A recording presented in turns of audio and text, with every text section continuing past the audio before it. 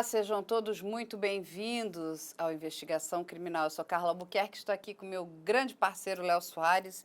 E nós estamos aqui na nossa retrospectiva desse ano, que foi um ano bastante cheio aqui no canal, na produtora, com muitas coisas acontecendo esse ano de 2023. E a gente vai trazer para vocês aqui a retrospectiva dos crimes cibernéticos, dos crimes virtuais. E um dos que nos impactou muito foi o golpe do amor, aonde uma das vítimas veio até nós para contar todo o horror que ele passou. E sabe o que é muito interessante, Léo? Que quando a gente pensa em vítima, né, a gente sempre pensa numa pessoa frágil, numa pessoa que tem pouco conhecimento. E quando nós conhecemos a vítima do golpe do amor, é um homem adulto, forte, né? Um personal trainer. E veja só, um homem que tem estudo, mas essa questão ainda de não sermos nativos, diferentemente das pessoas, né, dos nossos adolescentes e crianças que já nascem, né, com a continuidade do braço, que é o telefone, a gente ainda pode ser chamado de analfabeto digital, porque ainda esbarramos com algumas questões.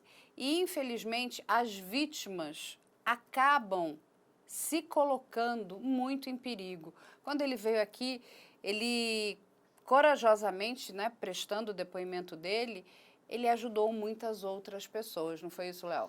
Isso mesmo, Carla, infelizmente, é uma vítima adulta, um homem, e ele acaba caindo nessa lábia do golpe do amor. Então ele entra num site de relacionamento, marca um encontro casual com uma moça e quando ele chega nesse encontro, na verdade, quem eu esperava era uma quadrilha, eram criminosos que o levam para o cativeiro e aí a gente já sabe todo o terror que essa vítima passa e ele nos contou tudo isso. Então olha só o que nos diz essa vítima. Hoje à frente do quadro Casos de Polícia e na presença do Luiz Felipe Pio, ele que é personal trainer e no dia 8 de junho de 2022 foi sequestrado, levado para um cativeiro e caiu no tão conhecido golpe do amor. Ou seja, estava numa plataforma de relacionamento para encontrar uma garota, combinou esse encontro e chegando no local, a garota não existia e sim uma quadrilha que o sequestrou. Luiz, seja muito bem-vindo ao nosso canal. Obrigado, Léo. É muito Léo. importante a gente passar para as pessoas como forma de alerta. Essa Sim, mensagem. exatamente, por isso que eu tô aqui. Muito bom, porque isso acontece de monte, a própria polícia já conversou com a gente, disse que esses casos acontecem todos os dias. E é assim, Léo, eu assisto programa policial, eu adoro, eu sempre achei que eu sou esperto, não vai acontecer comigo, porque eu tenho medidas de segurança, mas cai. E o pior de tudo é que a quadrilha é muito bem composta, né? Eles são muito inteligentes. Eles são muito inteligentes. Eles são muito bem organizados, as quadrilhas boas, estou falando, né? Tem umas no site que tentaram antes que eu percebi que eram realmente, né, amadoras, mas essa daí realmente não me deu suspeita, né? Eu estava na plataforma desde 2016, como eu estava te contando, e já fui várias vezes, inúmeras vezes, em lugares buscar as meninas para jantar, para passar a noite, para viajar, e nunca tive problema. Claro que quando começou a onda de sequestro amoroso do Pix, eu não fui mais e falei, opa, vamos parar isso. E comecei a não ir, né? E aí eu combinava de Uber, tudo, só que essa me passou uma segurança que eu ofereci, ela não pediu, eu ofereci. Entendi. E é realmente um site de relacionamento. É um site de relacionamento. Você marca o encontro como se fosse os famosos que a gente conhece, o aplicativo, você marca o encontro, sim. bate um papo. Conversamos, Léo, durante 4 dias, manhã, tarde e noite, sobre todos os assuntos, sabe? Em nenhum momento ela perguntou, tipo, coisa financeira, de quanto eu ganho, só perguntou que eu trabalhava, só isso. Eu perguntei dela e fomos conversando, né? Então, não foi nada, não deu nenhum sinal de golpe. Não levantou nenhuma suspeita. Nenhuma suspeita. E no perfil da garota, existiam fotos dela? Eram fotos, tinha um monte de foto dela, né? E pediu o telefone no WhatsApp, começamos a conversar pelo WhatsApp, logo no começo, e eu mandei umas fotos minhas que não estavam na plataforma e perguntei, olha, você pode mandar umas fotos suas que não estão na plataforma? Né? Porque é uma forma de você se segurar que a garota é ela mesma, né? No site, se eu não me engano, tinha umas 7, 8 fotos dela. Tá. E realmente, ela me mandou umas 8 fotos que não estavam no site. Fotos normais, arrumada, não mandou nenhuma foto provocativa. Entendi. Né? Nada. Fotos de roupa, bem vestida, embalada, bebendo, coisa assim. Então, nunca desconfiei. E parecia ser uma mulher educada? Era uma mulher, era mulher eu não sei, né? Mas era uma, Sim, era uma pessoa. era uma pessoa educada, mandou áudio, então era uma mulher, tinha uma voz feminina, porque mandava áudio, né? Certo. Português correto, falava bem, você via a entonação certa, você não, sabe, não tinha como desconfiar. E... Para mim era apenas mais um encontro, como eu tive inúmeras vezes antes. Entendi. Era isso que eu ia te perguntar. Como que era o histórico, né? Você já chegou a sair com mulheres que estavam nesse site, deu tudo certo, não teve nenhum problema? Já saí várias vezes. Nenhum risco de vida, assim? Não, já saí várias vezes, como eu falei, já fui buscar elas em vários lugares, até piores que esse, né, de carro. E depois sempre pedi a Uber de volta, mas nunca tive problema. Então, para mim era uma prática simples, desde 2016 eu estou no site. Certo. E nunca tive problema, nunca. Com essa garota, você chegou a fazer alguma chamada de vídeo? Então, infelizmente não. Porque ela me passou tanta confiança, né, que eu não pedi. Normalmente eu peço para ver as fotos, sem filtro, tudo, né? Mas ela, no caso, não tinha... Você via que a foto não tinha tanto filtro. Então, eu fiquei numa boa. Não me passou em nenhum momento sequestro, piques. No dia 8 de junho, então, você sai da sua casa, por volta das 8h30 da noite, e vai até o local de encontro. Não, eu saí de casa antes, eu saí de casa umas 10, umas 15 para as 8. Tá. Cheguei lá, 8h30. Certo, aí quando você chega... Chego, aí ela está no telefone comigo. O último prédio à esquerda. Era uma rua sem saída, uma rua larga, né, bem larga. Prédios da CHDU dos dois lados e uma parede no final, uma rua sem saída. Essas moradias populares, né? Populares. Tá. E a rua movimentada. Né? Tinha bastante gente andando na rua, pessoal na janela. Eu chego, estacionei o carro, já fui abordado, tirado do carro ponto de armas, várias pessoas. Me fizeram ajoelhar no chão, armas na cabeça. Tudo isso acontecendo na rua? Na rua, e a rua movimentada, tá? Puxaram meu relógio, minha carteira, mexeram no meu bolso, me revistaram, ver se eu estava armado, me colocaram no banco de trás do carro. Do seu carro? Do meu carro, um de cada lado, eu no meio do banco traseiro, e 2 de cada lado com arma na minha cintura, abaixando minha cabeça, e 2 na frente, um pilotando e outro como passageiro. Tinham 2 de cada lado? Tinham 2 de cada lado. Eles estavam no colo do outro, assim? Não. Na frente o motorista, o passageiro, Entendi. e atrás eu no meio e um Entendi. de Então cada lado. eram 4 criminosos. Fui abordado por 5 ou 6. Tá certo. Tá, mas um ficou com minhas coisas lá no local. Entendi. Tanto que meu celular não foi pro cativeiro. Entendi. Ou seja, 4 levaram você pro cativeiro e 2 ainda continuaram lá. 2 ou 1? Um ou 2 ainda continuaram lá. Tá? Aí não foi muito longe, acelerando, curva fechada, né? E eu abaixando a cabeça e olhando bem para a cara do sequestrador, né? E ele abaixa o olho. Eu falei, não tô olhando para você, tô olhando para baixo, mas a minha cabeça não vira, né? Então eu tava assim, né?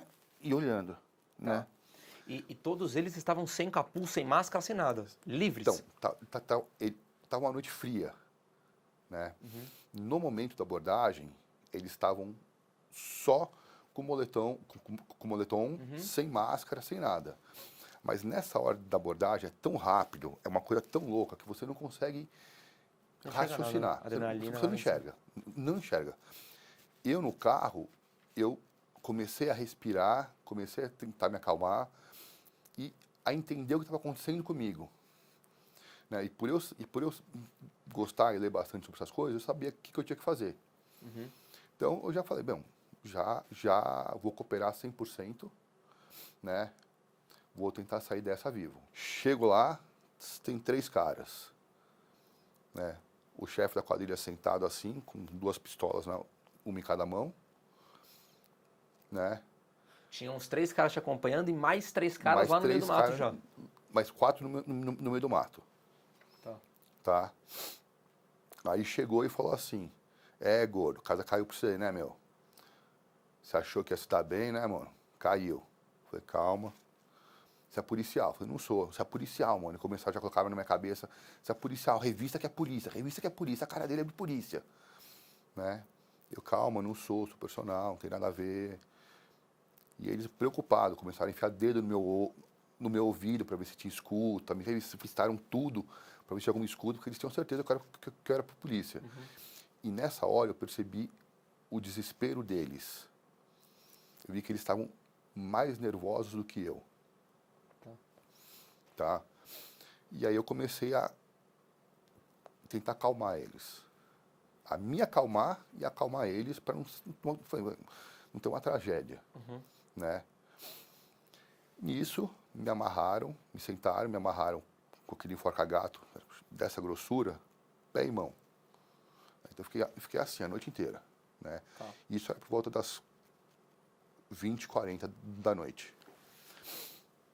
E eles no telefone, com um outro sequestrador, passa a senha de tal banco, passa a senha de tal banco, passa a senha de tal cartão. Porque provavelmente o seu celular estava com outro sequestrador que estava no outro lado da linha. Que ele estava no outro lado da linha. Foram no meu apartamento, né, eles estavam com a chave, eles estavam com a minha chave de casa, que eles pegaram na abordagem, com o meu carro e com o controle. Então, eles pediram o meu endereço, na mesma hora ele jogou no Google Maps, esse prédio aqui, eu falei assim, esse prédio aqui, essa entrada branca, eu falei assim, essa entrada branca, beleza. Quando eles estacionaram na garagem, ele me liga por vídeo. Ele liga por vídeo, deixa eu falar com o gordo. Eles estavam dentro do carro, eu vi que eles estavam dentro do carro e ele me mostrou. Aonde que eu vou lá aqui? O elevador é à esquerda, vai reto, o elevador é à esquerda, tá ali. Ele, beleza. Eu pensei, foi bom, tem câmera no prédio, graças a Deus, vão filmar tudo, né? Nem pensei em eles saírem com máscara, tudo, nessa hora eu só estava pensando, graças a Deus vai ter câmera. E ele foi conversando comigo. Aí começou a subir a escada. Foi de escada. Foi de escada. Só que a escada da garagem, para no primeiro, aí você tem que sair no hall e trocar de prédio, escada. Trocar de escada. Aí mais câmera pega eles. Nisso, eu vi que eles pararam, começaram a olhar tem a porta do zelador no fundo, viram? Começaram a olhar. Falei, puta que pariu. Eles têm acesso ao prédio inteiro, eles podem pegar qualquer um de refém. Se algum morador estiver chegando, saindo de casa, agora eu fiquei morrendo de medo de acontecer isso, eles forem pegos e eu morrer. Sim. Então você fica rezando para tudo dar certo. E aí eles começam a tramar de voltar no seu apartamento. Aí voltaram no meu apartamento, pegaram muito mais coisa e, de novo, aí começaram a brincadeira dos que estavam no cativeiro comigo, eram 3, né? Não só roleta russa, mas de conversar entre si, olhar na minha frente e falar assim, gordo, não precisamos mais de você, já estamos no seu apartamento, estamos tudo, você vai morrer agora. Apontavam a arma na minha direção, eu sentado, e atiravam, disparavam. Só que era no chão, era para cima, nunca era em minha direção. Mas de fato eles disparavam? De fato, chegavam a disparar. Nossa. A pistola. Então, na hora que você aponta lá para você e você escuta o disparo, você fecha o olho e fala, morri. Ele recebe uma ligação, aí começa a me levar embora. Te levar embora no sentido saída do local. Sim, sair do local. Tá? 3, 4 me levando embora. Né? Com a mão amarrada. Aí, de novo, vou andando, aí pula a grade, aí ele fala assim, meu, tira essa porra da mão dele. Pô, não tenho faca, não tenho tesoura, não sei o que lá. Então, estamos no começo do parque, né, lá depois da ponte, passa, sem brincadeira, umas 4 crianças indo para a escola. Não deviam ter 10 anos. Mochilinha indo para a escola, em grupinho, 4, 5 crianças. Um dos sequestradores vai lá, com a arma na cintura, pergunta se eles têm uma tesoura. Nossa.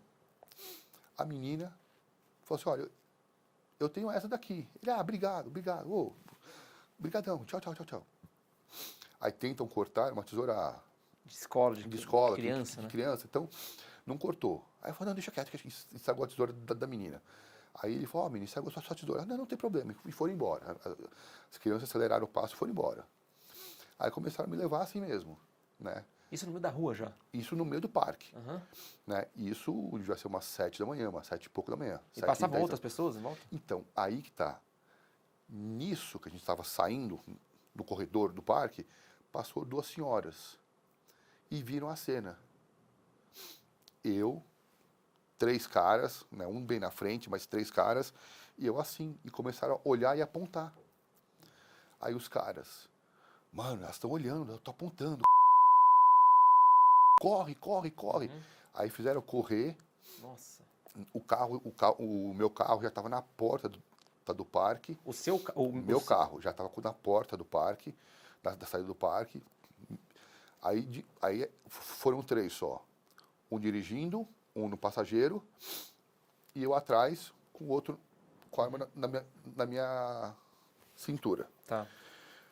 Nisso, começaram a acelerar, eu falei, meu, eles estão acelerando, eles estão correndo muito.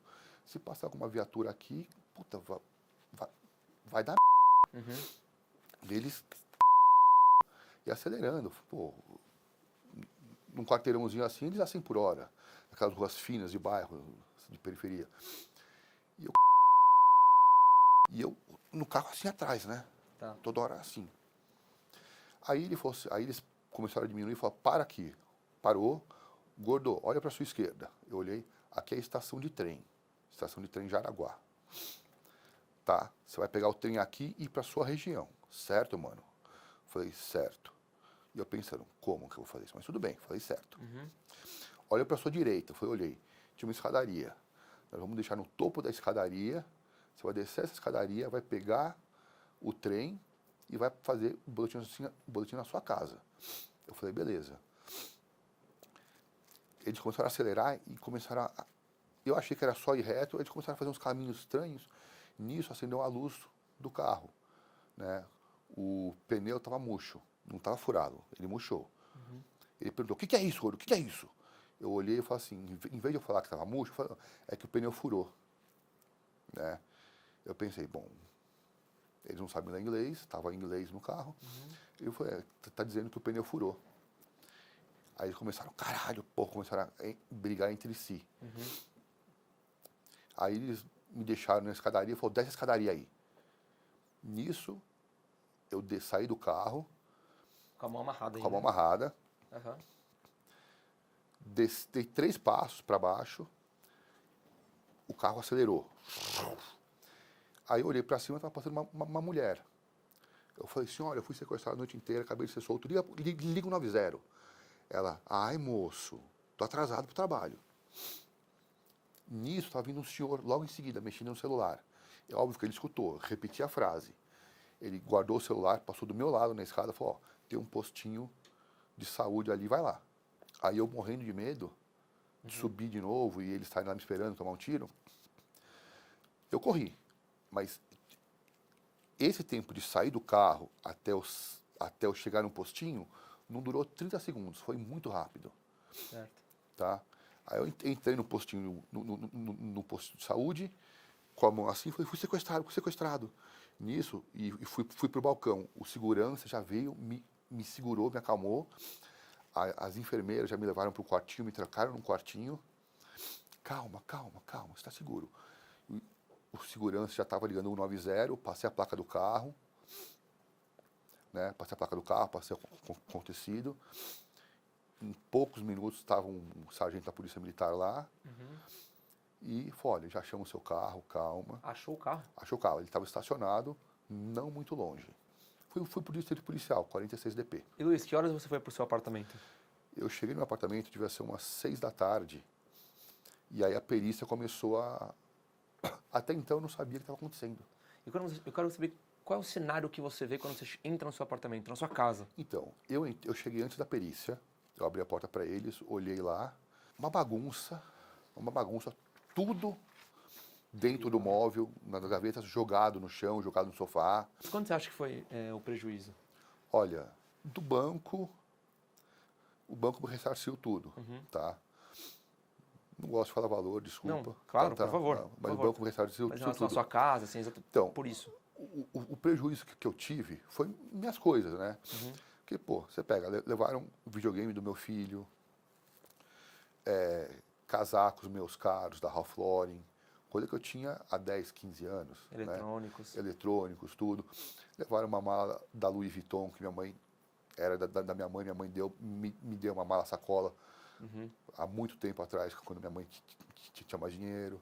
Entendeu? Então levaram coisas. O prejuízo em casa, de casa, o prejuízo foi facilmente uns 50 mil. Nossa. Mas você pega celular, 10 mil. Carteira, 5 mil. Aí você vai pegando isso daí, você vai somando isso daí. Tive que refazer a chave do carro, que eles levaram a reserva. Então, tudo isso, né?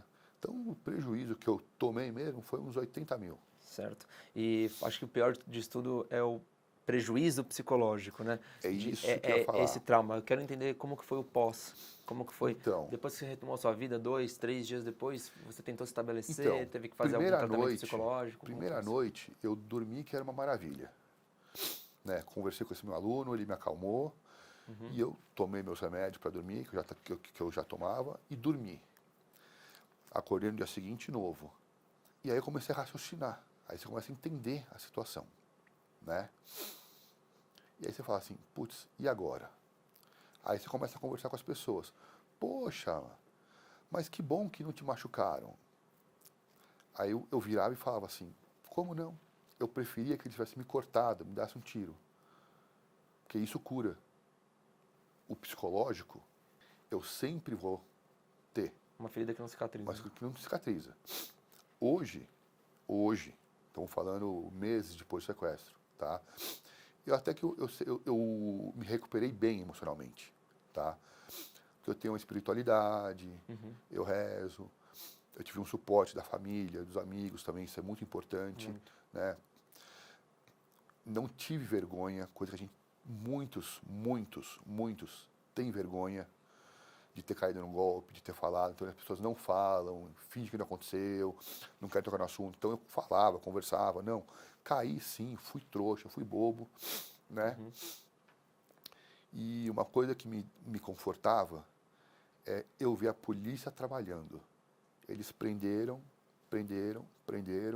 Essa é a minha próxima pergunta, ou seja, você já tem informações de que essa tive quadrilha informações, fui fazer o reconhecimento de foto e depois presencial após a prisão de vários integrantes. E era uma quadrilha que atuava naquela região? Era uma quadrilha que atuava naquela região. Região de Perus, Jaraguá. Certo. Graças a Deus, os bens materiais se recuperam, né? Sim, a gente recupera tudo. Com saúde, com bom humor, com espiritualidade, você recupera tudo, Léo. Veja só, né, que tristeza, né, o relato desse homem. Mas agora em 2024 nós vamos trazer aí muitos casos, muitas coisas virão em relação aos crimes virtuais, principalmente esses que estão ligados ao estelionato amoroso. Certo, Léo? Exatamente. E aí, qual foi o outro caso de grande impacto, Leonardo? Outro caso que nós temos, que repercutiu bastante, é porque a gente sempre acredita, né, que esses crimes virtuais acontecem com alguém de algum lugar contra alguém de um outro lugar, mas nem sempre é assim. Muitas vezes esses crimes virtuais acontecem entre famílias, ou seja, muitas vezes entre um cônjuge e a sua esposa. E nesse caso aconteceu exatamente isso. O marido extorquia a mulher. Então ele cria um perfil fake nas redes sociais, se passa por um criminoso e esse suposto criminoso, que era ele mesmo, pede para a vítima cenas de nudez. O próprio criminoso, que era o marido, pedia que a mulher gravasse vídeos com ele tendo relações sexuais. É praticamente um porn revenge, né? Que é essa pornografia de revanche. É o criminoso, que é o marido dentro da própria casa, praticando esse delito contra a própria esposa. Exatamente, isso é muito triste, né? Porque naquele primeiro momento ele dizia que estava fazendo aquilo tudo para se vingar da esposa, porque ela aparentemente mantinha, né, um outro relacionamento. E realmente é uma das coisas mais estúpidas que eu já vi. Se o casamento não tá bom, né, gente? Vamos procurar cada um a sua linha, a sua direção, mas vamos assistir um pedaço desse programa, porque foi muito interessante e trouxe luz a esse problema das vinganças virtuais.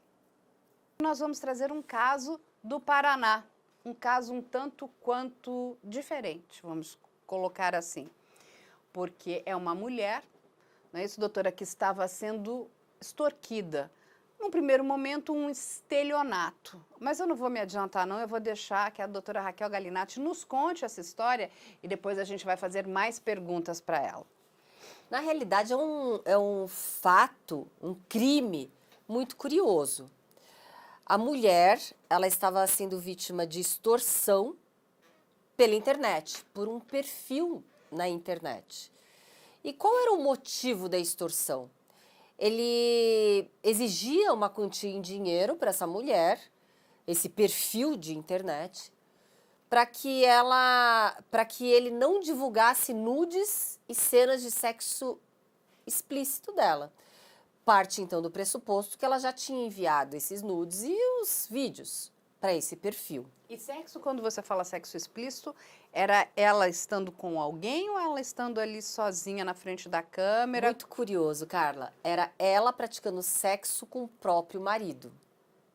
Ah, é. Este perfil pedia que ela enviasse vídeos, então ela já tinha o vídeo, já tinha enviado o vídeo praticando sexo com o marido. Ela gravava as E cenas enviava. sem o marido saber. Sem o marido saber. Ah. E aí o curioso é que essa mulher começou a ficar amedrontada, apavorada, porque a quantia em dinheiro cada vez era maior. E ela denunciou, resolveu denunciar, porque ela não aguentava mais. E aí agora a gente vai fazer alguns paralelos aí. É uma mulher casada que estava conversando com um perfil na internet. Supostamente era um homem que ela estaria conversando na internet. Ou seria o que eles chamam hoje tipo de um web namoro, é isso? Ela estava tendo um caso com esse perfil na internet, é isso? Então, pelas matérias que eu li nos noticiários, não detalha qual era esse perfil. Se era de um site de relacionamento, ou se era um perfil na própria rede social, né, como Instagram, Facebook, não detalha esse ponto. O que noticia nas matérias é que ela estava conversando com um perfil de rede social, na internet. E mandando Vídeos, e fotos, nudes. E este perfil com já apropriado dessas imagens, desses vídeos, começou a praticar extorsão e exigir quantia em dinheiro para essa mulher para que ele não divulgasse essas imagens e esses vídeos. Ela começou a ceder a essas extorsões com medo só pagar. até porque é uma mulher casada, com medo até que o marido descobrisse essas imagens, esses vídeos. Detalhe, os vídeos era dela praticando relações sexuais com o marido. Ou seja, ela estava divulgando para uma terceira pessoa as relações sexuais que ela tinha com o próprio marido. Com o próprio marido. Supostamente, também em tese, esse próprio marido não tinha conhecimento de que ele estava sendo gravado pela própria esposa.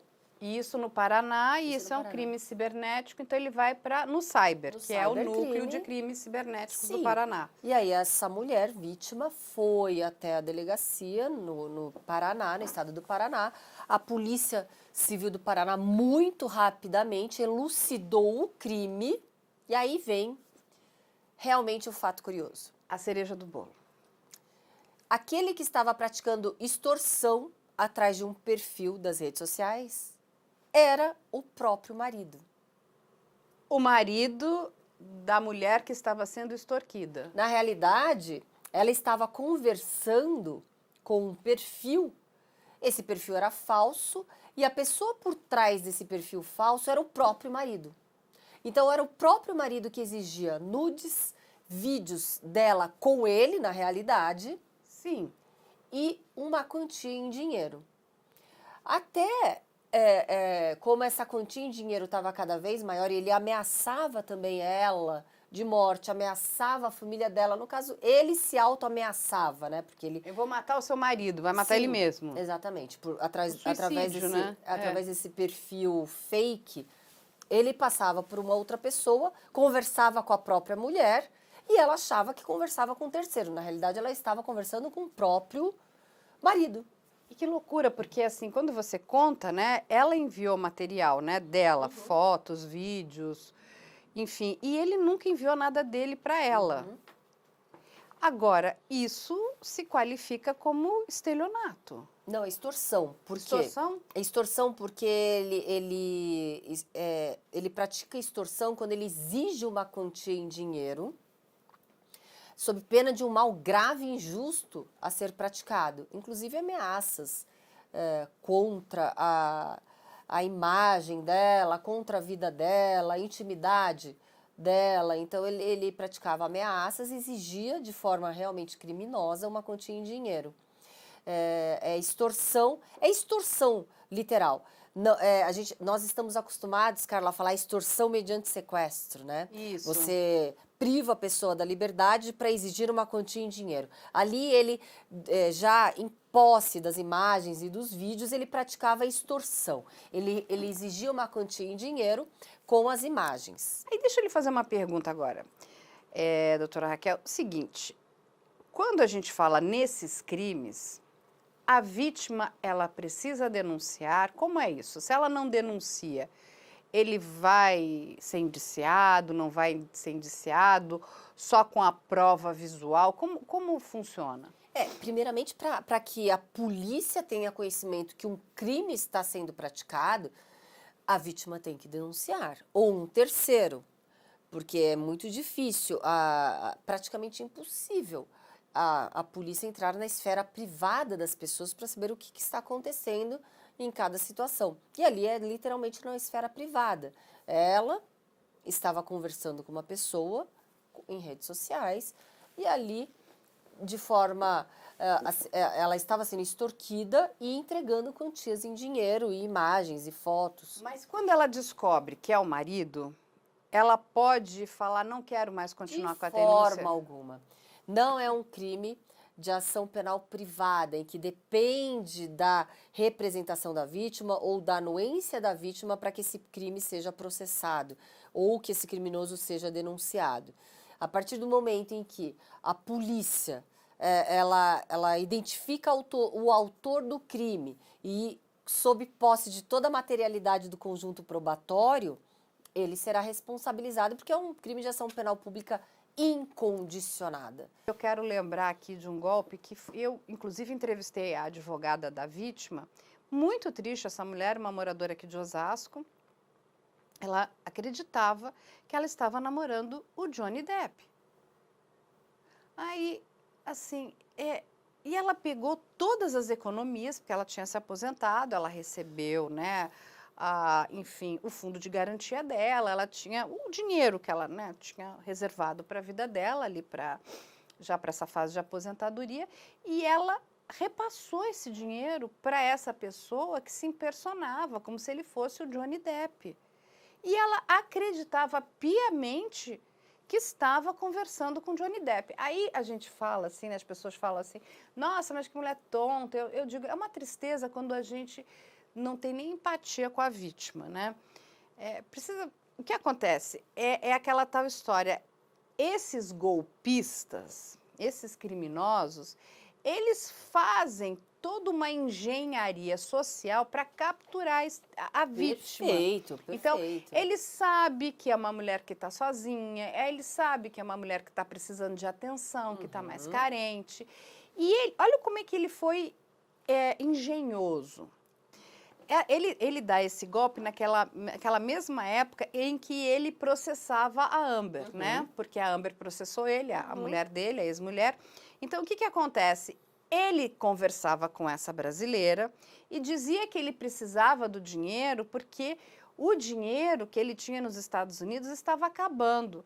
Aí você para pensar, né? Aí que entram as questões da ingenuidade das pessoas. Um processo nos Estados Unidos, na grande maioria das vezes, ele é muito caro. E a gente está falando de dólares, né? Milhões. Então, quando a gente coloca na balança, né, o nosso santo realzinho e o dólar, assim, tudo que você tem que converter. Olha, eu vou pegar todo esse dinheiro que eu tenho, se não me engano, na época, a quantia era de 600 mil reais, mas quando foi o que a mulher repassou para ele, quando a gente vai jogar isso em dólar, é uma quantia que você vai dividir isso por 5. Então, logo nós estamos falando aí, veja a quantia, é muito menor, né? Nós estamos falando de pouco mais do que? De 12 mil dólares. É isso. Algumas situações... Desculpa, de 120 mil dólares. É isso que a gente está falando. Por exemplo, no caso dessa mulher aqui no Paraná, ela caiu num golpe do próprio marido. Alguma coisa aconteceu aqui. Esse marido tem muita raiva. Nós precisaríamos até de um psicólogo para tentar entender essa dinâmica desse casal. O porquê que ele fez isso com ela. Acho que você meio que matou a charada. Possivelmente ela talvez tenha já se relacionado com outros homens. Ele descobriu. Então, ele, conhecendo ela, sabia exatamente onde estava o calcanhar de Aquiles, o ponto fraco, consegue, né, fisgá-la e faz o que faz. Começa a extorquir dinheiro dela, né, fazer essa extorsão, pedindo dinheiro, se meteu numa grande confusão penal, porque é o que você falou, independente dela querer prosseguir agora ou não. Ele está preso. Ele está preso e vai responder pelos crimes que são graves. E aí, eu vou pedir aqui para a Raquel dar algumas dicas, né, para as pessoas que nos assistem. Porque a gente sabe o seguinte, que essa questão, né, do mundo virtual, ela veio para ficar para todo sempre. A gente sabe também que as pessoas vão se relacionar cada vez mais pelo meio digital. É uma realidade, né? Só que eu acho que nós não estamos preparados, e você sempre fala muito bem, né, como é que você... não se torna uma vítima. Você tem que se preparar, você tem que se anteceder, né, ao ataque. O que a gente explica para as pessoas? Número 1, a gente fala muitas vezes aqui, não mande fotos nuas, nunca. Não. Primeiro, claro que é uma realidade, sim. As pessoas, elas economizam tempo. As pessoas que são tímidas, elas começam no mundo virtual a ter uma gama de pessoas para ter uma relação. Essa relação, ela começa com uma paquera, conversa, até mesmo uma relação de amizade, ou ela pode evoluir para uma relação sentimental, sexual. Não é isso, falar não se relacione, porque isso não é uma realidade mais. As pessoas vão buscar as plataformas digitais para ter essa facilidade de relacionamento. Mas é muito perigoso, é até mais perigoso do que você estar no mundo real. Se você não tem nenhuma referência de quem é essa pessoa, primeiro é muito fácil, você vai entrar no perfil dessa pessoa. Se você está numa plataforma de uma rede de relacionamentos, essa pessoa fala, não, mas eu sou discreto, sabe, Carla? Eu não tenho nem Instagram, nem Facebook. Ah, mas vai ter um perfil numa rede de relacionamento? É mentira. É balela, é mentira. Uma pessoa que está numa plataforma digital para rede de relacionamentos, é claro, obrigatoriamente, que ele vai ter sim um Instagram e vai ter sim um Facebook, um Twitter, algo para que você possa ali fazer uma pesquisa de quem é essa pessoa que você está conversando. Hoje, em fonte aberta, a gente consegue buscar se essa pessoa é devedora, se essa pessoa ela tem algum envolvimento com um crime, se essa pessoa tem algum escândalo no seu nome. A gente tem o site da Receita Federal, da Polícia Civil, inclusive proclamas. A gente consegue ver se essa pessoa é casada, se essa pessoa não é. Então, em fonte aberta, é outra pergunta que todo mundo me faz. Eu estou conhecendo uma pessoa, você que é delegada, você pode puxar a ficha dele? Não, primeiro que eu vou puxar a ficha de alguém que é criminoso. Eu não vou, senão eu vou estar ali usando indevidamente a minha função sobre prática de crimes, né? Mas eu posso te ajudar. Em fonte aberta, você mesmo pode fazer essa varredura no perfil social dessa pessoa que você acabou de conhecer. Mas está difícil porque ele não tem Facebook. Então esquece, não tem Facebook, não se relaciona. Exatamente. Ele não tem Instagram, não se relaciona. E você ainda tem o LinkedIn, né, que é a rede profissional. Hoje todo mundo também está nessa rede profissional. LinkedIn, o Twitter. Tempo, quantas pessoas ele tem. Assim, porque e hoje tem uma dica muito boa do próprio Instagram, quando a pessoa acaba porque muita gente fala, vou criar uma conta. Ela coloca nova. Então você sabe se é uma conta antiga, se não é, porque tem pessoas que podem não ter muitos amigos, tem pouquinho. Mas é uma conta antiga. Agora, acabou de criar, vai estar lá como novo. As plataformas têm feito isso, inclusive, para ajudar a diminuir os golpes. Os golpes. E agora, além de tudo isso, vai se encontrar com a pessoa, marca num lugar público. Porque a quantidade de problemas... Carla, aí eu vou falar para os homens. Quando as pessoas se relacionam em redes sociais, a mulher busca o amor. Então, o envolvimento, ele é um pouquinho mais demorado para aquele golpista, porque ele não vai falar para essa mulher, vamos amanhã nos encontrar porque eu quero te amar. Porque a mulher, ela quer um amor, ela não quer o sexo. Agora, as grandes vítimas hoje de sequestro relâmpago e de golpes através de plataformas digitais estão sendo os homens, porque eles não estão buscando, geralmente, eu não gosto de generalizar, mas geralmente os homens buscam sexo fugaz, rápido, com aquela bonitona que ele viu e que gostou dele. E aquela capa de revista gostou dele. Pode ser até uma capa de revista, mas faz parte do conluio da quadrilha da organização criminosa que ele vai ser arrebatado posteriormente. E aí, infelizmente, a gente vê muitos homens se encontrando em locais ermos, indo para locais perigosíssimos, porque vai mostrar uma valentia. Eu vou me encontrar com essa moça, não tem perigo que ela mora lá na periferia da periferia, perto de uma comunidade Faz assim, eu sempre digo, né? Você não quer sair com a bonitona, já que você quer mostrar, olha que lindo, né? Eu vou sair com uma bonitona, né? Vou jantar com ela e tal.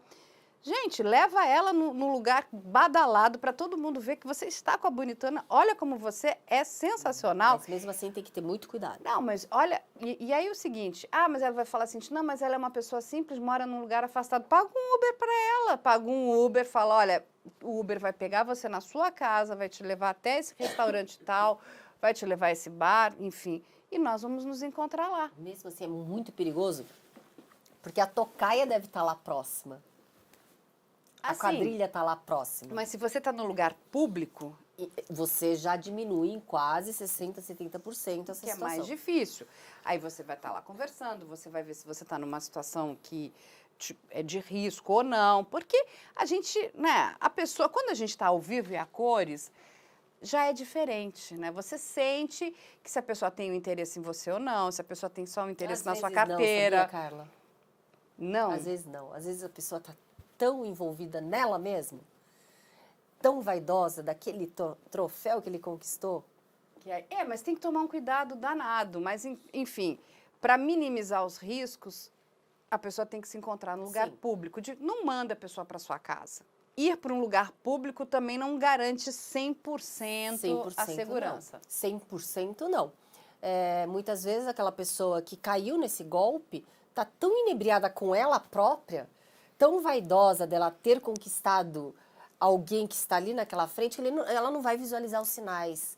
Então, tem que ter muita cautela, muito cuidado, mesmo estando em lugar público, porque uma certa hora você vai para o estacionamento, você vai para algum outro lugar, você vai acompanhar esta mulher para outro lugar, ou a mulher vai acompanhar o homem para outro lugar. Então, tem que ter muito cuidado. Tem uma situação assim que é triste, mas tem acontecido sim. E essa situação é a mais subnotificada de vítimas, que são as vítimas que acham que estão se relacionando com menores. É verdade, isso é um outro crime gravíssimo. Eles montam delegacias de polícias mentirosas. Sim, aí essa pessoa, esse homem, essa mulher, acha que tá... Geralmente são homens, também homossexuais, homens que acham que estão com meninas, ou homossexuais que acham que estão com crianças também. É muito subnotificado. E aí, quando é ameaçado de ser denunciado para a polícia, a vítima a vítima, entre aspas, porque, na realidade, ele, na cabeça dele, ele acha que ele está se relacionando com um menor. Então, na realidade, ele acha que ele está praticando um crime. Mas aquela pessoa não é uma adolescente. É uma quadrilha e começa, assim, a extorquir. É uma situação muito triste. E os crimes virtuais, Léo, não param por aí.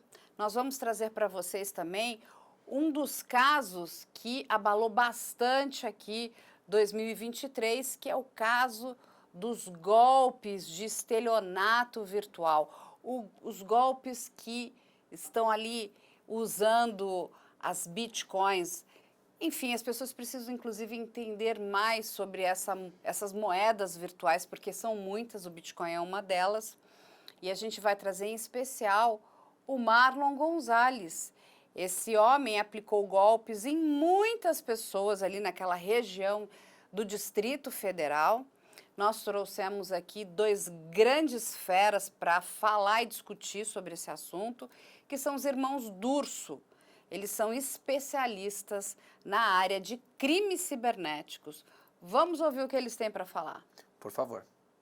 A gente vai tratar aqui de um caso bastante peculiar, né, que tem mexido muito com a sociedade brasileira, que é a questão do estelionato digital. Como é que esse estelionato acontece? E a gente vai trazer o caso aí do Marlon Gonzalez, que aconteceu em Brasília, um grande estelionatário que estava aí aplicando golpes em pessoas e empresas.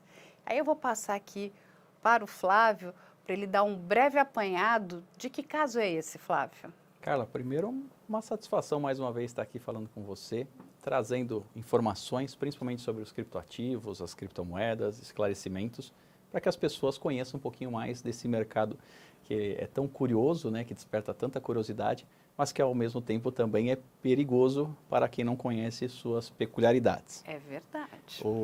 A questão que nós vamos tratar um pouco aqui é sobre esse indivíduo, né, que é acusado de estelionato, vários estelionatos, e é um padrão. O que a gente verifica é um padrão quando há casos em que o indivíduo recebe dinheiro para se investir em criptomoedas, Bitcoin no caso, e acaba não entregando essas Bitcoins quando da solicitação do resgate. Esse geralmente é o problema que se enfrenta. Então, você faz o aporte em empresas ou até para pessoas físicas através de contrato, e no momento em que você tenta resgatar, infelizmente, aquele Bitcoin que você seria proprietário, ou então pelo menos a questão financeira representativa do Bitcoin, não é honrada. E aí você verifica que se tornou vítima de um estelionato, como as acusações, as inúmeras acusações contra o Marlon, além de outras questões, como ostentação também. Fica bastante característico isso na figura do estelionatário. Ele ostenta, fala que a garantia é ele, que ele representa aquilo que ele garante, e muitas vezes, quando se vai buscar resolver a questão, nada é garantido e aí as pessoas ficam no prejuízo. E Luiz Augusto, no começo a gente estava conversando e você trouxe um dado bem interessante. Você me disse o seguinte: essas pessoas são muito sedutoras, elas conseguem enganar muito bem, né, a sua vítima, como a grande maioria dos criminosos, né? Mas o estelionatário, ele tem uma característica especial. Carla, obrigado pelo convite, prazer estar aqui. Investigação Criminal é um programa que eu acompanho, adoro, e trata de casos que chamam a atenção da sociedade, precisam ser falados. E é interessante porque o estelionatário, ele normalmente é sedutor, ele é muito hábil, ele é bom contador de história, só que ele é melhor quando comete, por exemplo, o estelionato pela internet, porque ele tem um arsenal de elementos a contribuir naquela história falsa. Seja as suas redes sociais, que chancelam uma imagem de homem rico, poderoso, bem relacionado, ou até um bom profissional, um excelente investidor, seja também pelas histórias relacionadas ao próprio investimento. Então, pouco se conhece sobre investimentos em bitcoins, a sociedade lamentavelmente carece dessa informação, e aí é um terreno muito fértil para esses estelionatários. Então, eles já são bons em convencer e persuasão. Quando se aproveitam da internet com todos esses elementos que se tornam tão atrativos, lamentavelmente, eles se tornam muito experientes em convencer essas vítimas. E vocês falaram aqui uma coisa que é muito importante, né? Tem duas questões aqui, quando a gente trata desse caso, desse estelionatário em particular, que é a sociedade precisa de educação financeira para entender que não existe ganhos de 1 a 3% ao dia. Isso é uma loucura, né? É a primeira coisa que tem que ligar todos os alertas, né? Vermelho, verde, amarelo, todas as cores aí. E o outro, também, quando a gente vê pessoas com mais idade, elas ainda têm aquela questão, né, que a gente coloca naquele quadro dos analfabetos digitais, né? Porque, não é querendo, né, fazer mau juízo dessas pessoas, é que, de verdade, é uma tecnologia que anda de forma muito acelerada. Você precisa, né, estar muito presente ali, tem que saber usar aquilo muito bem, porque você pode, inclusive, ser enganado. Você vai lá, quantas vezes a gente não vê, por exemplo, uma pessoa mais velha fala, olha, uma promoção incrível que chegou aqui de compra de passagens. Ela vai e clica naquele link.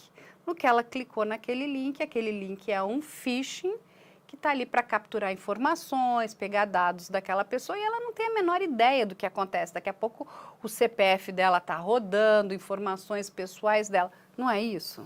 É verdade. Então, você traz um elemento que seria o principal em toda essa história e em casos parecidos. Uma promessa de retorno tão expressiva assim, 3% ao dia. Eu diria que é difícil conseguir 3% ao mês. Quanto mais 3% ao dia, nós estaremos falando de 90% ao mês de retorno. Então, fantástico, né? É fantástico. Quem perderia um investimento desse? Exato. Então, se fosse real? Exato. Esse já é um elemento que qualquer um com um olho um pouco mais crítico diria, tá muito estranho. Isso é golpe. Ninguém promete 3% ao mês, porque se essa pessoa entrega de fato 3% ao mês, ela está ficando em prejuízo. Essa é a grande realidade.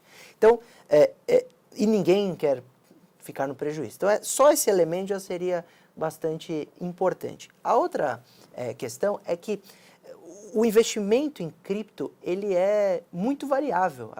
As bitcoins, por exemplo, elas se tornaram populares porque todo mundo que acompanhou aquela mega explosão que valia cents de dólares e uma época estava valendo quase 90 mil dólares, 30 mil dólares, né? Chegou... Qual foi o recorde das bitcoins? Chegou, acho que a 60 mil 60 dólares, mil. quase 60 mil dólares. Um Bitcoin. E aquela pessoa poderia ter comprado por cents. Até tem a história da pizza, né? Que o indivíduo não tinha troco, devolveu o troco da pizza em Bitcoin. E aí o indivíduo perdeu essas Bitcoins, poderia estar milionário, até bilionário, se tivesse guardado a receita ali na venda da pizza. Então, isso tudo gera essa fama. Poxa, aqui muita gente ganha dinheiro fácil. Só que é esse caminho que os criminosos vão se aproveitar. Então, quero dizer que se eu corroborar essa história que o dinheiro fácil estão nas criptos, eu posso vender um investimento que não existe e vai dar muita credibilidade para essa história. Então, realmente, percebe-se que junta uma grande experiência de persuasão com muita inocência do mercado e aí o analfabetismo digital é uma característica, porque lamentavelmente a sociedade brasileira ela tem um déficit muito grande no próprio aprendizado básico. Imagina no aprendizado sobre as questões envolvendo tecnologia. É mais difícil você distribuir isso para a sociedade. E é uma obrigação do Estado até. E não é só isso, né? A gente sempre fala aqui que a gente olha para o outro lado com a nossa régua. Então, você parte do princípio, mas eu não faria isso, então se eu não faria, eu acho que ele também não fará comigo, entende? E esse também é um outro problema. É verdade. Eu aprendi isso até com o pai de vocês. Que a gente tem que, né? Você não pode pensar com a sua cabeça. Infelizmente, a gente precisa se preparar e ficar alerta, porque o crime está aí, né? Principalmente as pessoas de idade, como você bem colocou. As pessoas de idade são daquele tempo em que era no fio do bigode. Então, a sua palavra tinha valor.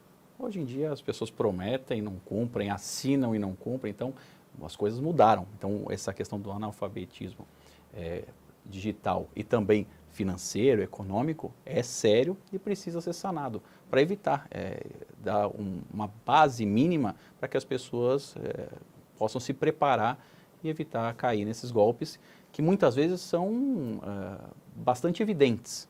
Quando você fala, então, em 2%, 3% ao dia, é algo, como você falou, tem que surgir uma sirene, um alerta, porque tem que desconfiar, muito característico de um golpe. Lógico que o golpista, o estelionatário, ele não tem jeito, cara, ele tem todo o seu encanto, tem todo o seu jeito de conseguir persuadir as pessoas. É como eu falo, o estuprador, se tiver uma cara estupradora ou se ele assusta as pessoas, ele não vai conseguir estuprar ninguém. Então ele tem que ter todo um aparato, né, um conjunto de forma de agir, de aparência, para conseguir fazer com que as pessoas se tornem suas vítimas. Ele tem que enganar bem, né? Quando a gente pega aqui o caso do Marlon, então aqui a gente está vendo aqui várias imagens dele, o que ele vende? Ele vende uma vida de ostentação, de luxo. Olha como eu estou bem.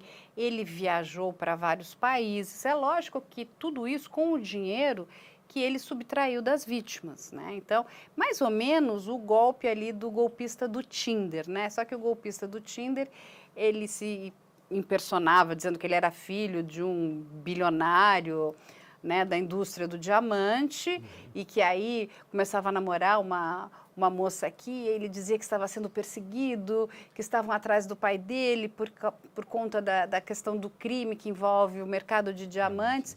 E essas moças, com pena desse homem, emprestavam o dinheiro, dizendo, não, mas eu vou te devolver lá na frente. E o que ele fazia? Ele usava o dinheiro Qual a próxima vítima? para ostentar. Então, ele de fato, a pessoa chegava e falava, não, mas ele é rico, ele tem muito Ele dinheiro. precisa criar essa imagem, ele não precisa do meu dinheiro. Porque quando você tem a certeza, você fica mais tranquilo. Dentro de todo o patrimônio que ele possui, o meu dinheiro é insignificante. Então, qualquer coisa que aconteça, ele consegue ali instantaneamente me ressarcir. É isso que eles tentam criar de... O indivíduo tá andando de avião e vai tirar meus R$1.000, né? Acho que a vítima pensa assim, poxa, o indivíduo tem Porque avião. você acha até pobre, né? Exato. E no fundo ele não sabe que aquele avião está sendo pago por vários R$1.000 de várias vítimas. Então é uma excelente reflexão, porque não só a ostentação serve como case próprio para dizer eu enriqueci, eu tive sucesso e eu posso fazer isso com o seu dinheiro. Eu também posso te enriquecer.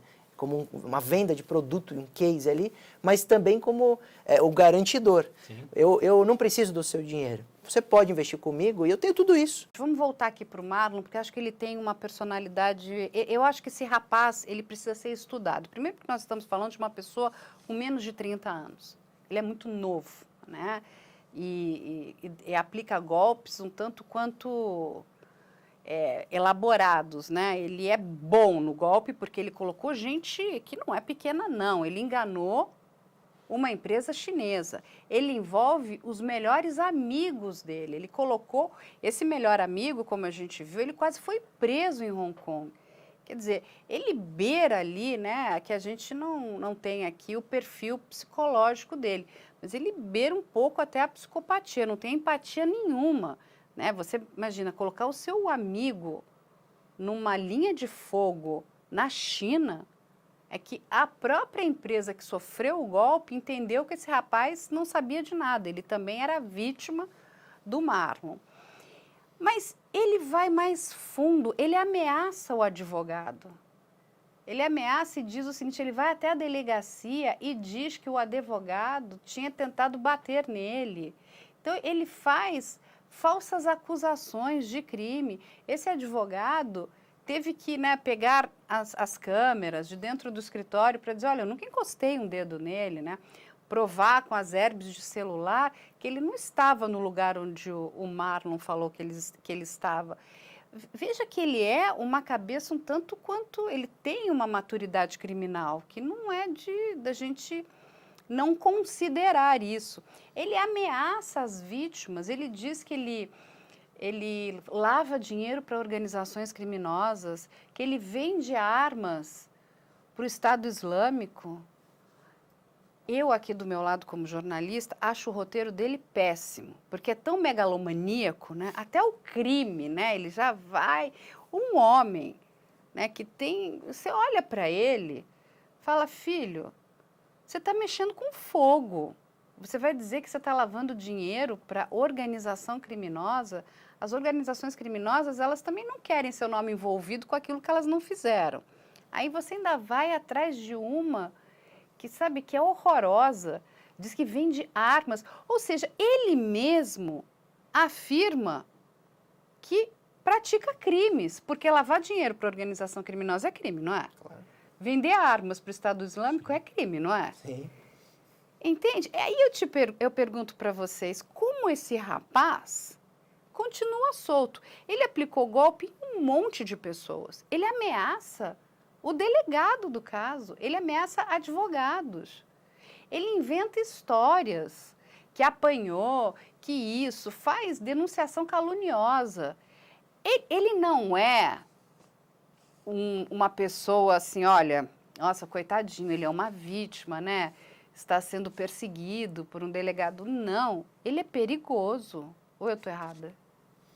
É interessante, porque normalmente, quando a gente analisa os casos de estelionato, você percebe que na maioria dos estelionatários há um distúrbio psicológico e muitos cometem o estelionato não mais por questões financeiras. O indivíduo já tem dinheiro, mas ele acredita tanto naquela história que ele se convence das coisas. Inclusive, eu li... Ele acredita na mentira dele.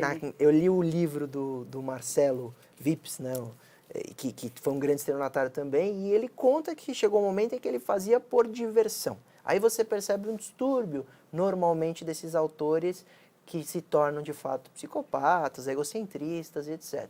E aí, às vezes, não há limite na mentira. E é muito interessante, você fala, puxa, ele fez isso e aquilo, ainda não está preso. Mas você falar que vende armas para o Estado Islâmico e não haver prova nenhuma disso, isso vai ser...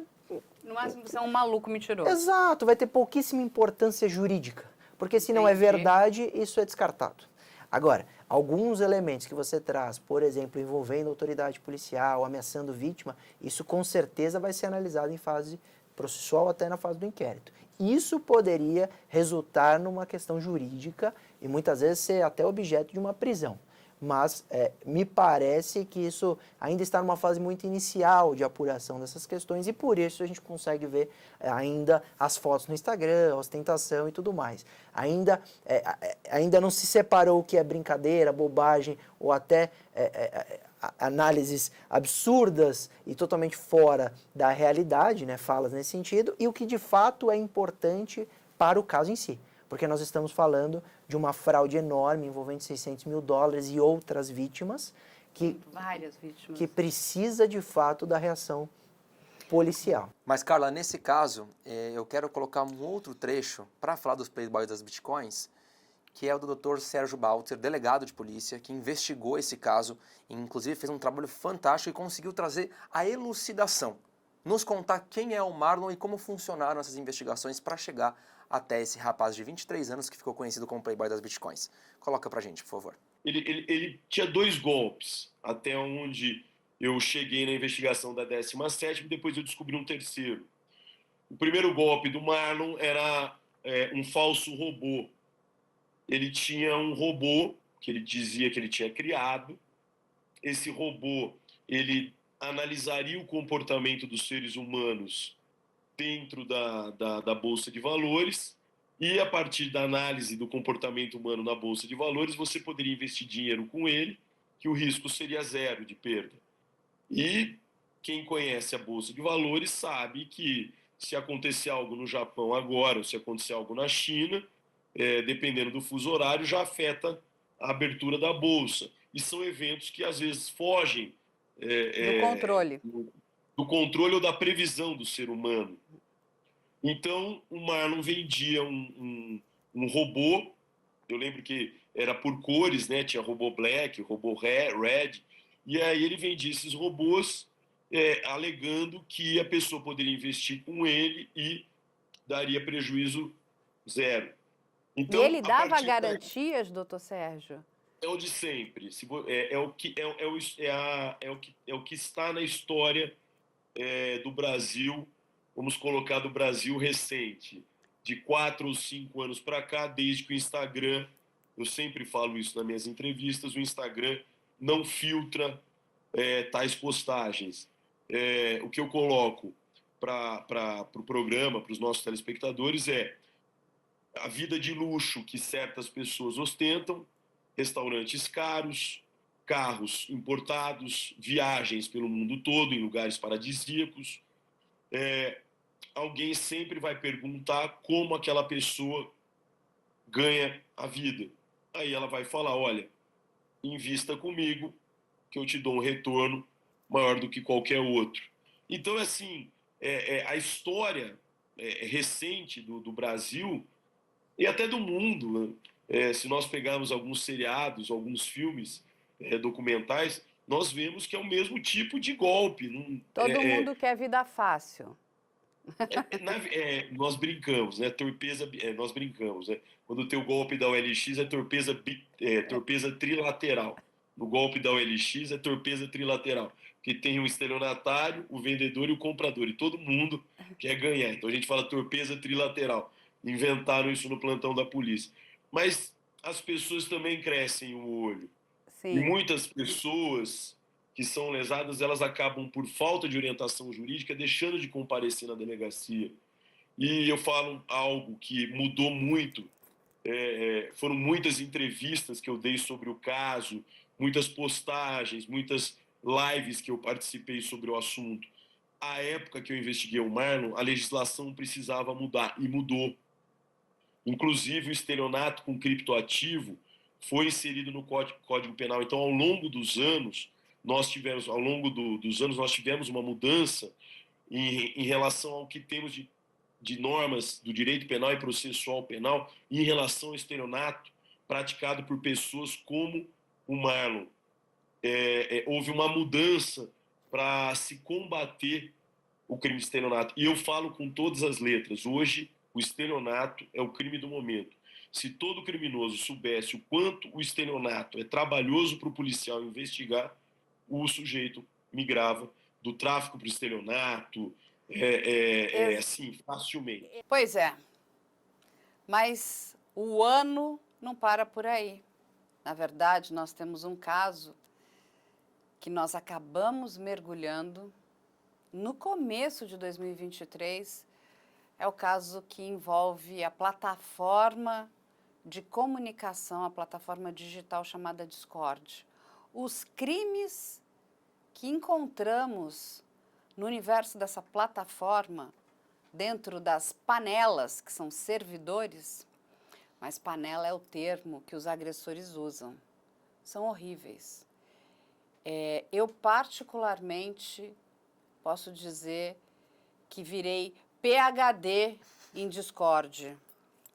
Porque começamos em março, estamos agora em dezembro, encerrando o ano, e acreditem, isso vai se enrolar para 2024, porque muitas prisões ainda vão acontecer. Muitos já foram presos e apreendidos, a conta aí já beira quase 60 pessoas, mas vamos trazer o começo dessa grande operação, como tudo isso aconteceu. E o Léo estava comigo. A gente mergulhou fundo e a gente não vai deixar essas vítimas desamparadas. Vamos ver como tudo aconteceu? Eu tenho o dever de te parabenizar. Eu lembro que, acho que era um final de semana, você mandou as imagens para mim, muito preocupada. Você poderia estar fazendo qualquer coisa, descansando, merecido descanso, e você estava ali preocupada e você mandou as imagens. O que é isso? Né? Temos que fazer alguma coisa. A gente começou ali a entender o perfil. Quem faria isso? Quem é essa pessoa? Começamos a entender que tipo de cidade, que tipo de escola, que tipo de família, que tipo de pessoa, que tipo de jovem, entre qual idade. A gente começou a perceber que um jovem desse, ele precisava de um pouco de privacidade, ele precisava ter um quarto só dele, ele precisava estar, entre aspas, sozinho para fazer isso. Então, tinha uma questão financeira por trás disso, não precisavam ser pessoas ricas, mas precisavam ter um mínimo para cometer esse tipo de ato. E que eram as vítimas, que tipo de meninas, se estavam em idade escolar, se tinha algum transtorno, se tinha alguma vulnerabilidade. Então, eu lembro que esse foi o teu da nossa conversa, Carla, lá atrás, no final de semana especificamente, e eu lembro que o teu desejo de ajudar essas vítimas, efetivamente de ajudar essas vítimas, então precisava deixar isso registrado nesse momento. Mas tudo que está acontecendo, quando a gente fala de agressores, quando a gente fala de vítima, a gente fala de crime. Então, obviamente, quando a gente vê um jovem sentado atrás de um computador, com fone de ouvido, com certo conforto, com uma cadeira especial de gamer, que não é barato uma cadeira dessa, a gente pensa que mal uma pessoa dessa pode fazer. E outros ainda dizem, Carla, mas aquela menina que se automutilou, a culpa é dela, o problema é dela, até isso a gente já chegou a ouvir. E não é bem assim. E você muito bem falou que quando entra a palavra violência, essa violência tem várias características. A violência ela é sexual, a violência é física e a violência é psicológica. Então, nesse caso, por mais que eles não estivessem, em alguns casos, nos primeiros casos, pessoalmente, tocando no outro fisicamente, mas psicologicamente já havia uma pessoa escravizada e uma pessoa dominadora. Então já tínhamos um dominador e uma vítima psicológica. Lembrando que a violência é psicológica, física e sexual. Então, era difícil entender ali, mas como é que uma pessoa, pelo computador, tem tanto domínio? Não seria um jogo, todos participando de forma voluntária? E aí que entra a necessidade de nós entendermos o perfil dessas vítimas, desses agressores. No primeiro momento, quando você vê uma pseudo brincadeira, faz isso, faz aquilo, jogos sexuais, jogos de poder, a gente percebe que alguns vão se destacando. Dentro de um grupo, alguns se destacam. E a gente percebe que esses jovens, esses rostos bem jovens, se destacam pela selvageria e pelo sadismo. São jovens sádicos. O sadismo não é uma exclusividade da psicopatia, não é uma exclusividade de transtornos da personalidade, não é uma exclusividade de um quadro patológico. O sadismo, ele anda com pernas próprias. E esses jovens sádicos tinham prazer de infligir dor a outra pessoa, e outra pessoa do sexo feminino. E aí nós observamos o ódio do feminino, que nós chamamos de misoginia. Ou seja, eu tinha um alvo, eu tinha uma idade, eu tinha um gênero, e eu atacava de todas as formas em cima desse gênero.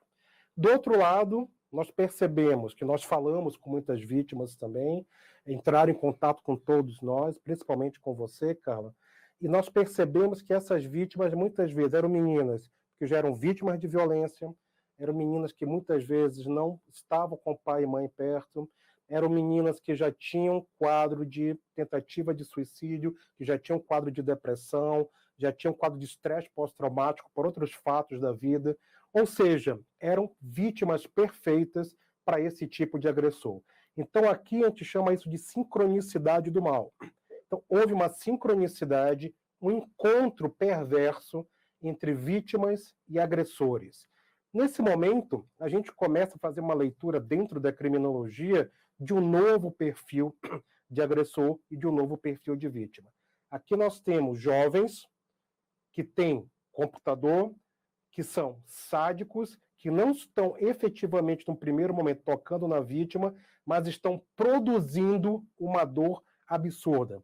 Inclusive, muitas meninas mutilando, se cortando com faca, estilete, o próprio nome do agressor. Então, o que leva um jovem a ser um agressor e fazer isso, e o que leva uma jovem a se submeter, entre aspas, voluntariamente.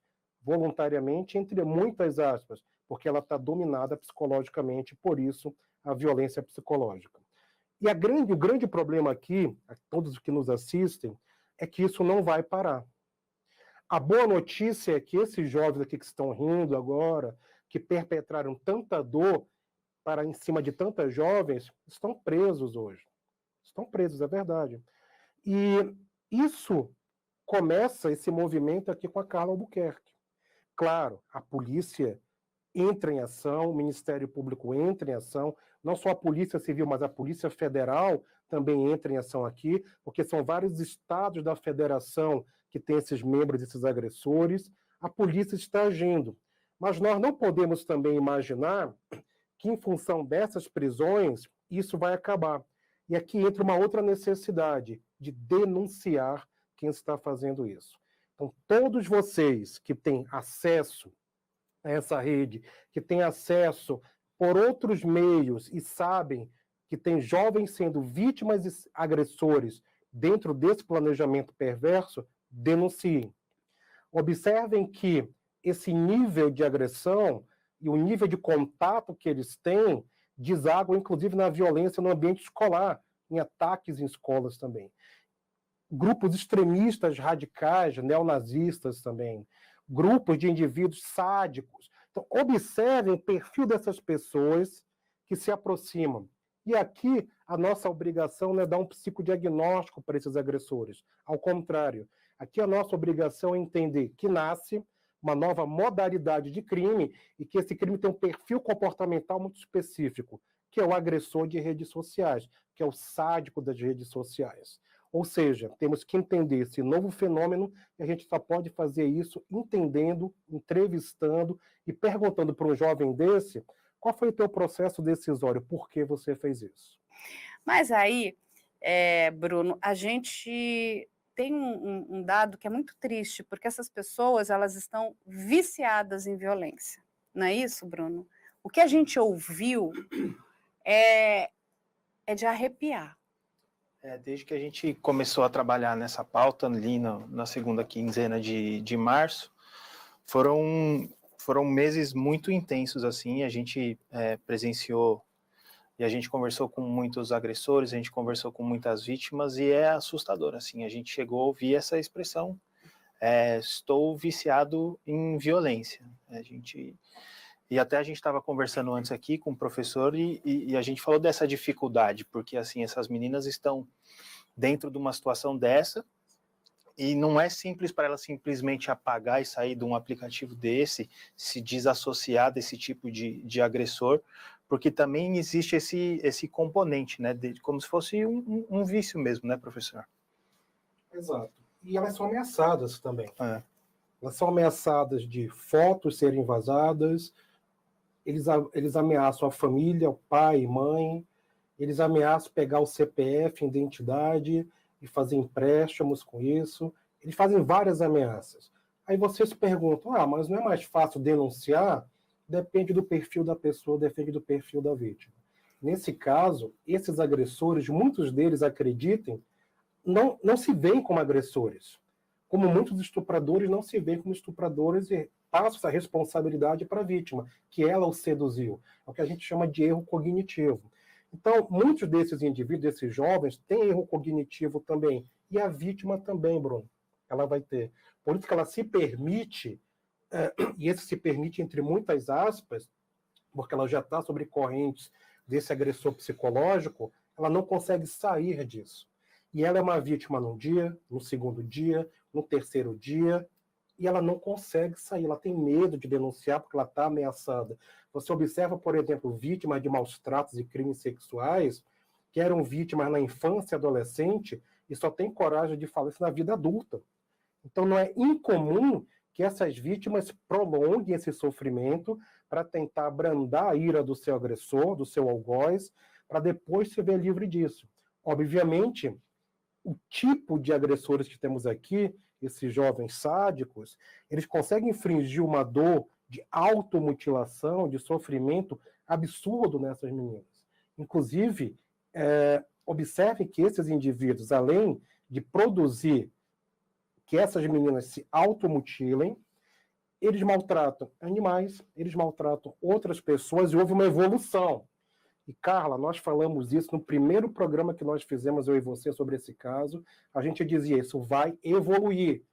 Infelizmente, estávamos certos, porque eles evoluíram e uma das vítimas, inclusive ontem, na reportagem que a Carla estava no Fantástico, apareceu uma jovem que saiu de Joinville, pegou o Uber, veio para cá e foi abusada sexualmente por um grupo de rapazes, em função disso aí. Então, já evoluiu. Então, já evoluiu da tela do computador para o abuso sexual e físico e psicológico pessoal. É um perfil que tem que ser ainda melhor compreendido. Mas quando a gente faz paralelos com outros perfis, Carla, eu que fiquei muitos anos entrevistando criminosos em ambiente penitenciário, e claro, os meus estudos, as minhas pesquisas eram mais focadas em homicidas e criminosos sexuais. E dentre esses os psicopatas. Assim, grande parte da minha vida foi dedicada a entender esses perfis. No entanto, eu tinha muita curiosidade também de entrevistar o ladrão comum que entrava e invadia uma casa para roubar, para pegar dinheiro. Não era o latrocida, aquele que entrava para roubar.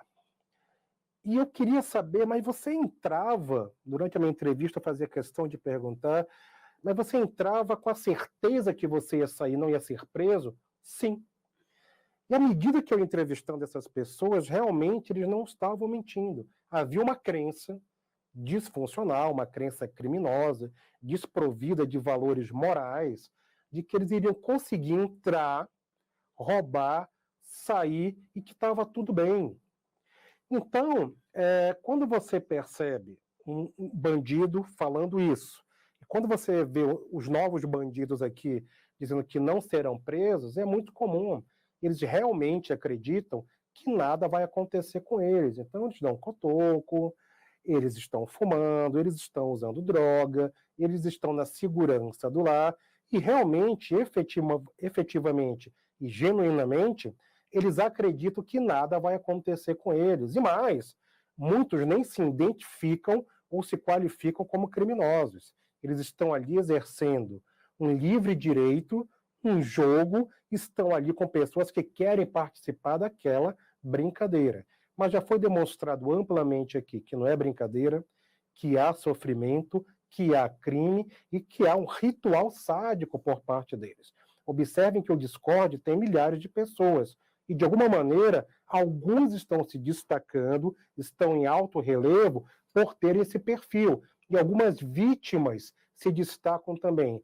É o que eu falei no início do programa aqui da nossa live, Carla, que é exatamente o encontro do mal, é uma sincronicidade do mal. Por que eles se encontram, esses perfis? Por que essa vítima encontra esse tipo de agressor? Então, isso que nós temos que entender agora, nós temos que entender por que eles cometeram esses crimes e por que essas vítimas efetivamente se submeteram a esse tipo de agressão. Então, esse é um novo trabalho, e aí entra o trabalho da ciência forense também, para colaborar com a polícia, para nós perfilarmos esses agressores. Uma coisa que você falou também, Carla, que eu acho importante a gente desmistificar essa crença de que se a vítima não denunciou à época do fato, ela não pode denunciar mais, porque a gente se deparou com essa situação também, do crime ter acontecido no ano passado e as pessoas acharem que elas, só porque já passou um certo tempo, elas não podem mais fazer esse boletim de ocorrência. Então não é assim, gente. Então, se você é uma vítima, você não só pode, como deve, principalmente que vocês estão vendo agora que as pessoas estão sendo presas, a polícia precisa dessa denúncia de vocês, então sempre é tempo de fazer esse boletim de ocorrência. Certo, professor. E aí, deixar o professor falar. É importante a gente ressaltar que não é a vingança social que a gente está defendendo aqui. Nós estamos defendendo a legalidade. Nós estamos defendendo uma Constituição. Nós estamos defendendo um Código Penal, não a vingança. Inclusive, a história que a gente contou aqui do manicão, essas coisas, não é desejo nosso. Isso é um fato do ambiente penitenciário. A gente está dizendo, olha, você que faz isso, você tem a opção de estudar, de crescer, de evoluir, de namorar, de se divertir, de praticar esportes, de construir uma família, de ter amigos. Ou você tem a opção de cometer crimes e ir preso. E na prisão não é o melhor cenário. Acredita, eu trabalhei 15 anos em ambiente penitenciário. Eu trabalhei em hospital de custódia, em ambiente penitenciário militar e em penitenciários estaduais. Ou seja, eu conheço os dois lados. Eu conheço o lado da vítima, o lado do agressor, o lado da investigação do ambiente penitenciário como o lado da justiça. Então, como a Carla também conhece, como o Bruno também conhece, como essa produtora que conhece. Então, o que a gente quer dizer é que nós não estamos criando um pânico falso. Nós estamos revelando fatos do cotidiano ou do que será o cotidiano de quem comete esses crimes. Então, você que está na segurança do seu lar, no seu quarto, se está calor, você está com o ar-condicionado ligado, provavelmente você vai comer um prato de comida que a sua mãe preparou, que ela comprou porque ela está pagando as contas, e ela quer o melhor para você, você não vai ter isso no ambiente penitenciário. E você vai para lá. Só tem 3 caminhos, antes tinham 2, eu vou colocar 3 agora, porque a Carla falou uma coisa que me chamou a atenção. Vocês têm 3 caminhos. O caminho de ser preso, o caminho de ser morto e ir para o cemitério, e tem o terceiro caminho, que é se arrepender e não fazer mais isso. Então, se você está cometendo esse ato, opte pelo terceiro, que é se arrepender, volte atrás, não faça mais isso. Se você cometeu, foi preso, ao sair, não reincida. Tente reestruturar a sua vida, recomeçar a sua vida. Sim, é possível cometer crimes e recomeçar. A sociedade não quer se vingar, a sociedade quer se proteger. Porque aqui você olha para esses indivíduos, a gente fala de ambiente penitenciário, e muitos podem dizer, nossa, mas por que fazer dessa maneira? Por que acreditar somente na vítima? Não, como a Carla falou no início. Quando isso começou a chegar para a gente, há muitos meses atrás, né, Carla? Lá aquele primeiro movimento que a Carla falou, não, vamos fazer alguma coisa, ficamos juntos para começar a perfilar, entender psicologicamente quem eram esses agressores, ali nós já estávamos alertando. E eu lembro, Carla, quando a gente fez a primeira live sobre esse caso, quantos desses agressores não ficaram rindo, satirizando, ameaçando, e hoje estão aí. Então não é uma vingança, nós somos legalistas, e dentro da legalidade, dentro do processo humano constitucional do Brasil, nós temos regras a serem obedecidas e regras pré-estabelecidas dos nossos códigos civis e penais. Ou seja, não é a sociedade se vingando. Já existem as regras na mesa. Olha, isso é certo, isso é errado, isso é crime, isso não é crime. Todos nós sabemos. Então, no momento que um indivíduo desse comete um crime e é um estudante de direito, Ele não aprendeu nada, né? é Dá um zero para estudante do ele. terceiro ano da faculdade de direito. E ele está cometendo crime. Obviamente que o ato criminoso são funções cognitivas diferentes. Ele pode ser inteligente, estudar e ter uma conduta delitiva e criminosa. São coisas diferentes. Então, você pode ser muito inteligente e ser um grande criminoso também. Mas mesmo grandes criminosos, pequenos criminosos, qualquer criminoso, repito, ele tem 3 caminhos. Ou ele vai preso, ou ele vai para o cemitério e ainda tem uma última chance de se arrepender. Mas é a minoria, até porque a reincidência criminal no Brasil é uma das mais altas no mundo. Ou seja, essa é uma cena triste. Um rapaz desse poderia estar em casa, poderia estar na universidade, poderia estar com os amigos, poderia estar praticando esporte, poderia estar estagiando e trabalhando, mas poderia estar viajando para um outro país, mas está aqui no camburão da polícia sendo preso. Essas regras não fomos nós, a sociedade estabeleceu. Você falou sobre os responsáveis pelo Discord. E ontem um deles foi entrevistado, também no programa Fantástico que você estava. A minha impressão, eu não sei em qual cidade dos Estados Unidos ele estava, mas era Ele fica ali em Silicon Valley, naquela região ali da Califórnia. do Vale do Silício, né? Isso. Então, a calma dele em dizer, não é bem assim, a gente está olhando, a maioria dos brasileiros não estão fazendo isso. Quase um descaso, quase assim, não me incomoda com esse assunto. Então ele falou que, entre aspas, não importa, são poucas vítimas, são poucos agressores. Não. Uma vítima, um agressor já interessa. Uma vítima já é o universo inteiro que é a vida daquela pessoa. Então não importa se são poucos. Então a minha sensação é que o Discord trata isso com quase rindo e com descaso. Bom, gente, esse daqui foi um pouquinho da nossa retrospectiva sobre crimes virtuais. Lembrando que em 2024 a gente vai trazer mais materiais, mais notícias, muitas novidades para todos vocês, inclusive com conteúdos exclusivos aqui do canal Operação Policial. Então o que eu faço por aqui é agradecer todo esse momento de 2023 que nós passamos juntos, agradecer a audiência e espero vocês no ano que vem. Um abraço. É isso aí, meus amigos. A gente agradece vocês por estarem conosco ao longo de 2023. Foi muito bom ter a presença de vocês. E, infelizmente, foram muitos crimes. Mas eu digo que o lado bom é que a gente pôde trazer um pouquinho de luz, podemos dar voz a todas essas vítimas, que é isso que importa. Em 2024 estaremos juntos, vocês se protejam, se cuidem, estejam aqui conosco porque vamos trazer muitas informações sobre os crimes virtuais, porque o mundo dos crimes acabou migrando para o universo virtual.